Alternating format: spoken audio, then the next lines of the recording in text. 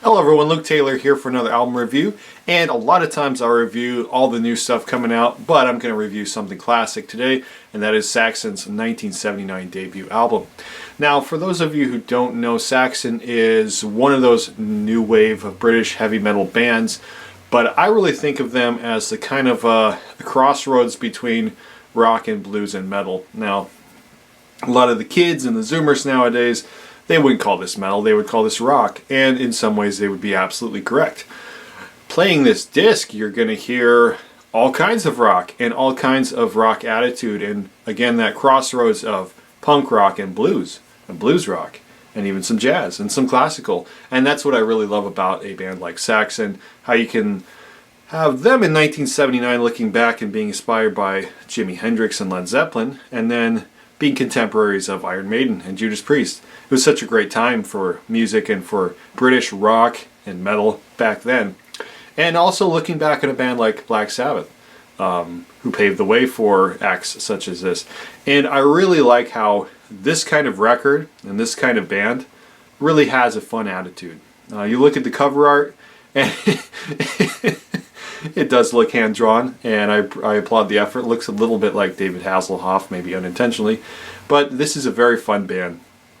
This is a very fun record, and you can get a bit of a progressive influence with the Rainbow, Frozen Rainbow, and then the song Judgment Day is really cool. Again, it is a little bit progressive, and maybe not as you think of progressive music like Yes or like Dream Theater, you know, going on both sides of that. But the 70s were a really interesting time, and everyone kind of melded together. There was a sort of cross-pollination, and I really appreciate that about this record.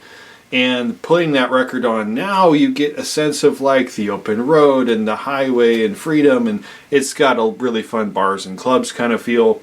But it's still recorded with a lot of warmth. The guitars are really honest.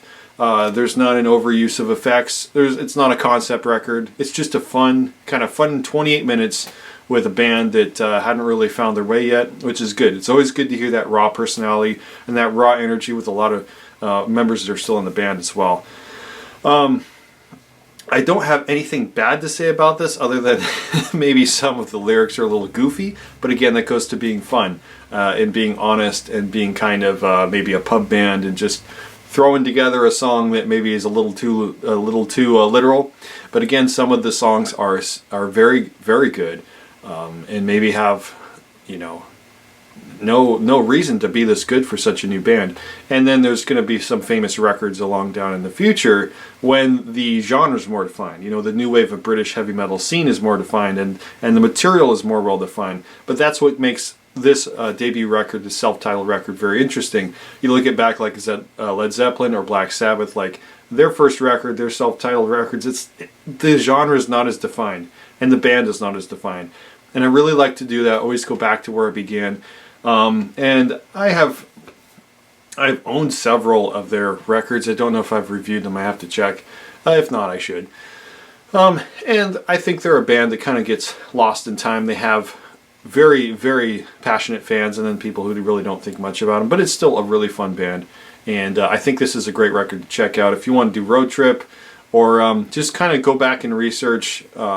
Maybe go back and check. I know that there are a bunch of new wave of heavy metal revival bands, and they're really doing cool stuff, and they're kind of more fantasy inspired, and I really think that Saxon's one of those bands you're listening to. But again, if you're a fan of like Neil Young's Crazy Horse, there's going to be a lot of stuff you like in here. I know that might sound strange, but I'm not kidding. And I think if you're just a general 70s rock fan, maybe if you like Rush, you like all kinds of bands that are contemporaries with these guys, just give this record a spin. I think you'll really enjoy it. It's a lot of fun.